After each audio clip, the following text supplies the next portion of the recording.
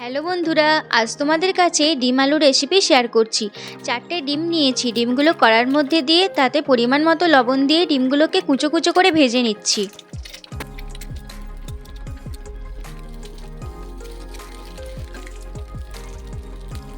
এরপর কড়ার মধ্যে শুকনো লঙ্কা, 5 ফোড়ন, 2টো পেঁয়াজ কুচি, 1 চামচ রসুন বাটা, 1 চামচ আদা বাটা, ক্যাপসিকাম কুচি, টমেটো কুচি, 3টে কাঁচা লঙ্কা দিয়ে ভালো করে ভেজে নিচ্ছি।